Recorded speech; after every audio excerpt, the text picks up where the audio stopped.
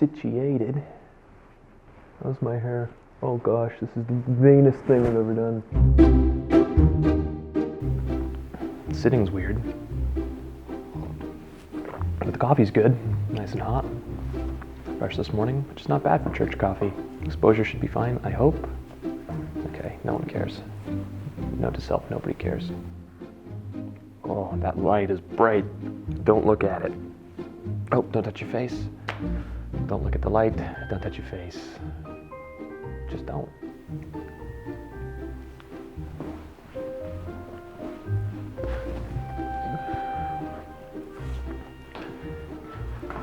Didn't feel like myself without my hair tie.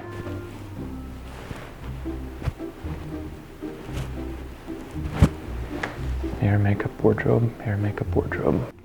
Is that side of my face like super? Oh, geez, I looked at the light again. Hey, everybody. It's Christopher. Wow, this is awkward. Hey, everybody. Hi, everybody. Hey, everyone.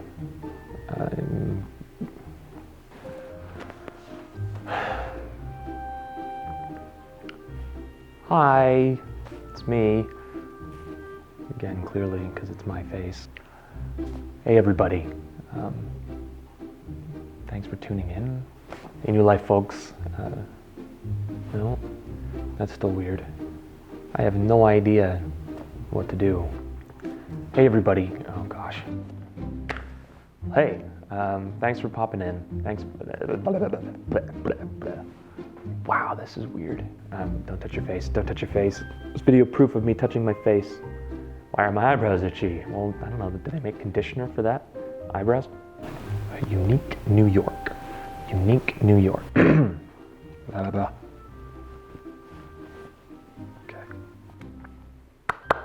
Okay. I wanted to have an opportunity to talk with you.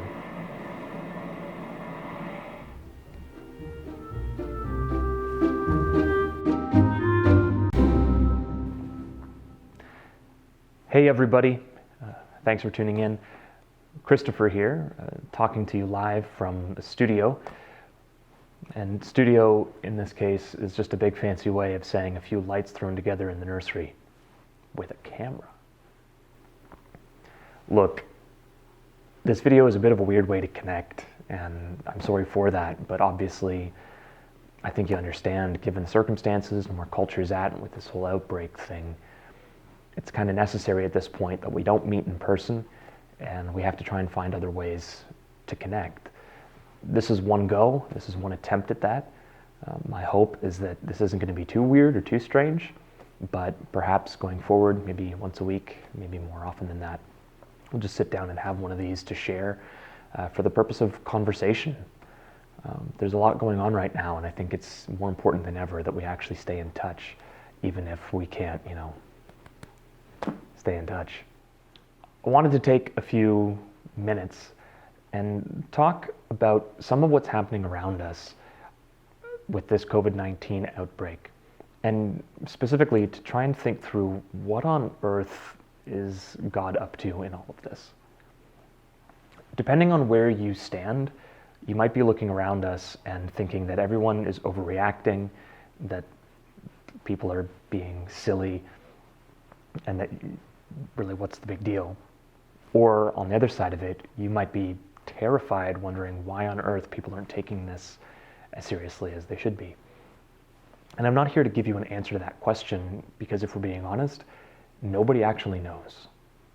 None of us are really well informed enough or can see the future well enough to know what we should be doing, or if what we're doing is an overreaction, or if it's not even enough. We simply don't know.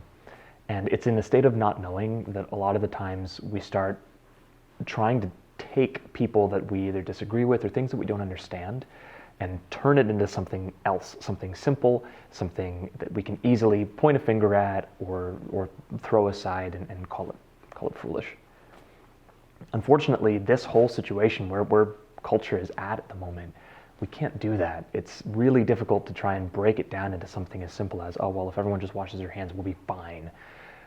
It's more complicated than that, and it's certainly not okay to say that people aren't taking this seriously enough. The truth is, we just don't know. So rather than pointing fingers and trying to pretend like we understand things, I was wondering if maybe we should just change the conversation a little bit. Let's ask a different question. Instead of saying, well, is everybody reacting how they should be? Let's take that out of the equation for a minute and instead ask a question that maybe changes our perspective. The question I want to ask is, what is God teaching us in all of this? This pandemic has us rethinking what it means to connect with each other. And it might not surprise you that Jesus actually teaches us a lot about that.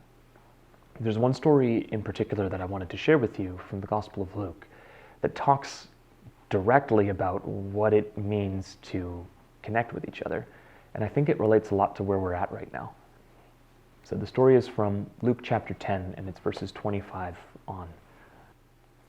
So the story goes like this. Jesus is teaching a bunch of people, which he commonly found doing, and a man stands up and asks him a question. Not just any man. This guy is a teacher of religious law. You could kind of think of him like a lawyer, but especially for religious stuff. He knows this whole God thing. He understands it really well. And he asks Jesus, what do I have to do to inherit eternal life? And Jesus, which I love, doesn't answer his question. Instead, he gives him a question back. He says, well, what's written in the law? And the man says, love God with all your heart and soul and mind, and love your neighbor as yourself. And to that, Jesus says, you've answered right. Now, that's a pretty cool story. A little back and forth. Jesus has a dialogue with somebody. That's cool. And if the story ended there, then it might not be especially interesting. It's a nice lesson about love God, love your neighbor, something Jesus teaches quite often. But Luke goes a bit further and includes this whole other part of the story that the other Gospels don't mention. Because you see, when Jesus said, you've answered right, the man replies back and he says, but who is my neighbor? That might seem like a weird question, but I want us to pay attention to what the man is doing. In asking, but who is my neighbor? He's creating an out. What do I mean by that? The man knows what the law says. I love God, I love others. But what the man is looking for is an excuse not to love a certain kind of people. Who is my neighbor? Essentially, what are the boundaries on who I have to love? Put another way, who am I allowed to ignore? Now, that sounds like a pretty cynical or maybe a mean way of interpreting what this guy's saying, but let's be honest. Love people, but who is really a person? It's kind of hard to read it any other way in my mind. But Jesus handles it really interestingly. Jesus tells a story that many of us are very familiar with, and it's a story oftentimes labeled in your Bible as the Good Samaritan. I mean, what's a Good Samaritan? First off, you have to understand what a Samaritan is. In Jesus' day, there was a whole countryside full of people, a whole other culture group called the Samaritans. Their capital city was a city called Samaria, hence Samaritans. And these people were Jewish descendants, same as the people south of the border living around Jerusalem. The difference was that they had their own temple, their own religious practices, most of which were very similar, but some of which differed from the Jews in Jerusalem and surrounding area. And the Samaritans called themselves Jewish. They considered themselves to be Jewish. But the Jews in Judea, it's called, in and around Jerusalem, they had nothing to do with them. They hated them so much they would actually deliberately walk around their country. Like, instead of taking the direct path through, they would walk all the way around it just to avoid the pesky, filthy Samaritans. So a Samaritan is far from somebody who does something nice. A Samaritan in this culture is like scum of the earth. And the story of the Good Samaritan tells or as Jesus tells it, is that there's a man who's walking from Jericho to Jerusalem. And geographically, these points are separated by I think it's almost a kilometer. So Jericho is very, very, very low. Jerusalem, sea level wise, is very, very, very, very high. And the path in between is all kinds of steep, jagged rocks. You would not generally want to walk this, especially in the ancient world. And this man, for some reason, is going from Jericho to Jerusalem. So he's making some kind of pilgrimage, maybe up to the main city. We don't really know. As he's making this journey, the man is robbed by thugs, which is fairly understandable given the circumstances. It's a terrible, treacherous path. Nobody would walk that in their right mind unless they had protection. This man seems to be walking alone, without protection, through the countryside. He's robbed, beaten, left by the side of the road. 2 different people pass him by as he's just lying in the ditch. One of them's a priest, the other's a Levite. And the priest, as you might have guessed, religious figure, supposed to be holy, supposed to be righteous, responsible for helping correct the sins of the people. And the man just walks by, doesn't even touch him. Crosses on the other side of the road, actually. It's kind of like that thing you do when you're walking and you pretend like you don't notice somebody, like you make eye contact with someone on the sidewalk. You're like, oh, I see you seeing me. And they see you, oh, I see you seeing me. And you keep walking, and then as soon as you're at an appropriate distance to say hello, you both just look the other way. Why do we do that? Who knows? But this guy goes on the other side of the road, walks right past him. The second guy's a Levite. This is the tribe of people who are responsible for being the priests. So in both cases, they're religious figures. In both cases, they leave him in the ditch. And now a third man walks by. This guy is, as you guessed, a Samaritan.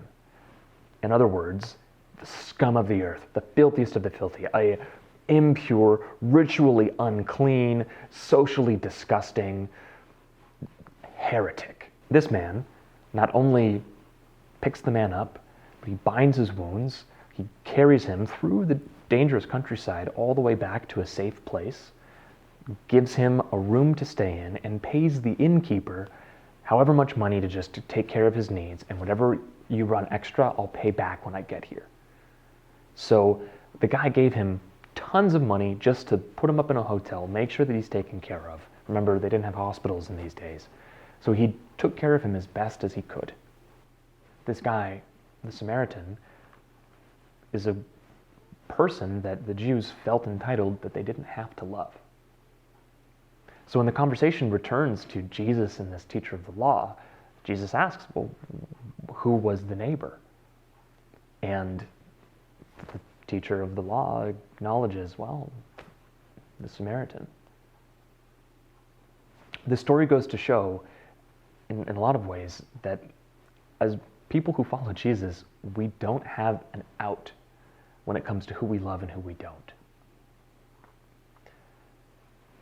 No matter what divisions there are between us, socially, culturally, ethnically, or otherwise, we have an obligation and, in a lot of ways, a joy to be able to love anybody. And that's the kind of love that Jesus taught us. We don't get to pick and choose. So how does that connect to this COVID thing? Well, if we're being honest, we're living in a time right now where a lot of us are asking, is this a big deal? Who does this really impact? Who does this actually affect? Why does it matter? And I'm going to suggest to you that this whole thing matters a lot because of this very story. We don't get to pick and choose who we love. And in this case, we might be able to walk safely from Jericho to Jerusalem without fear of being mugged.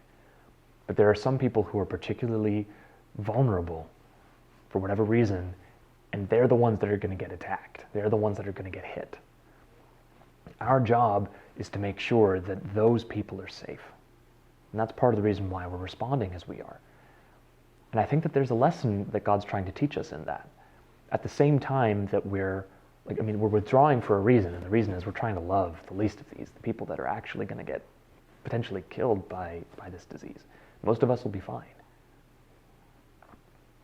And I think even as we do that, it's a practical opportunity for us to exercise this love. But there's also an opportunity for us to examine a little bit deeper about what's God doing in us. My hope for you is 2 things. First, that in this whole time of being pulled away from society and kind of forced to isolate a bit, I hope that you actually love God on purpose.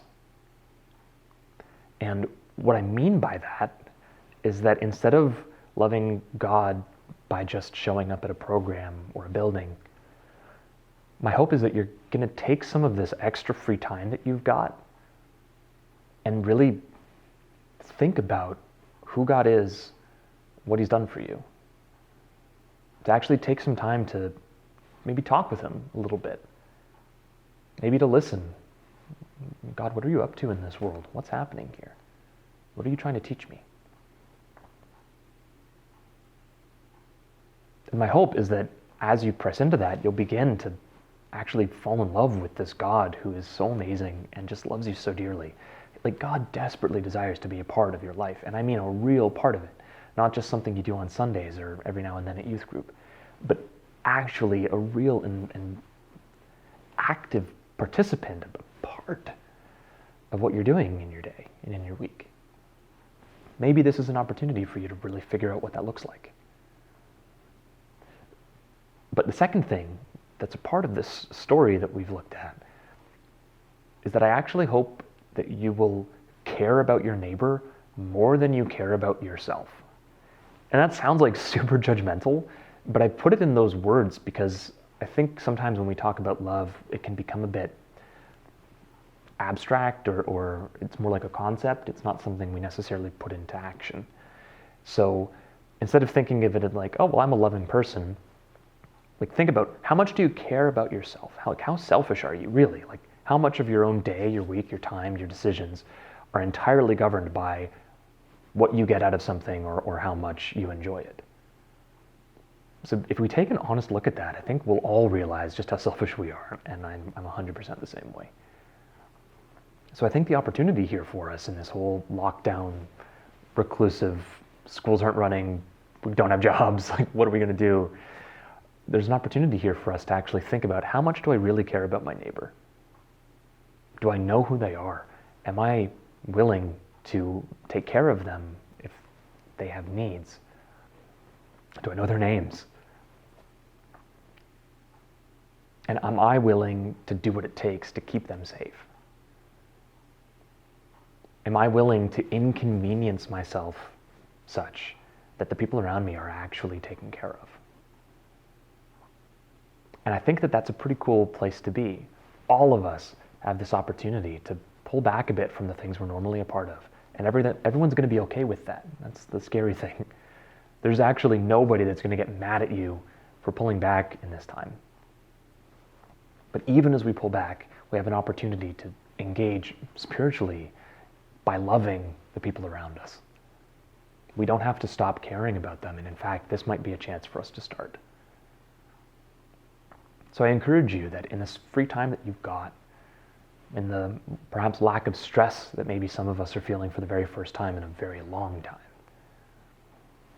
maybe it's an opportunity for us to press into who God is, listen to what he has for us to learn, and to really love him on purpose. And as we do that, I think that we'll find in our own hearts, our love for people around us will really grow. Well, that's it for this one. Thanks so much for being here, and we'll talk again soon. God bless.